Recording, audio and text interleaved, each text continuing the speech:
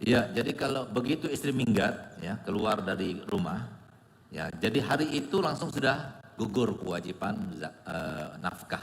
Jadi kewajiban nafkah itu per hari, bapak-bapak, ya kewajiban nafkah itu per hari. Dimulai dari fajar sodik. Jadi mulai subuh itu kewajiban kita itu ngasih nafkah sama istri. Tapi kita di Indonesia kita nafkah itu seakan-akan bukan per hari. Jawabannya kewajiban kita setiap bulan pokoknya makan sama-sama karena kita makan sama-sama. Padahal ibu-ibu itu dapat uang belanja itu dari suaminya itu biasanya harusnya itu per hari untuk ibu sendiri. Jadi tergantung kalau ibu itu suaminya orang nggak punya, misalnya ya mungkin antara 15 sampai berapa gitu ya. Kalau orang sederhana ya mungkin 50 atau berapa. Pokoknya standarnya itu kembali kepada suaminya. Kalau orang yang punya sekian gitu ya. Nah itu per hari.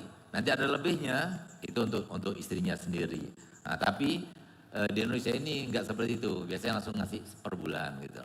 Jadi apa yang dikasih per bulan itu oleh istrinya itu nanti nggak ada lebihnya itu milik istri. Nah, makanya istrinya itu harus pinter kalau dikasih-kasih sama suaminya, tanya sama suaminya, ini buat saya. Nah, jadi kalau semua ada lebihnya berarti buat ibu gitu loh. Nah, tapi kalau semua nggak kalau dibelikan sesuatu nggak dibilang buat ibu, nah itu berarti milik sama-sama. Nah gitu. Jadi kalau semua dikasih-kasih belikan apa-apa, tanya bu apa ini buat saya, nah, gitu loh. Jadi berarti buat ibu itu. Belikan TV buat saya, belikan kursi buat saya, nah, gitu. Belikan rumah buat saya, gitu. Nah, jadi berarti buat ibu itu.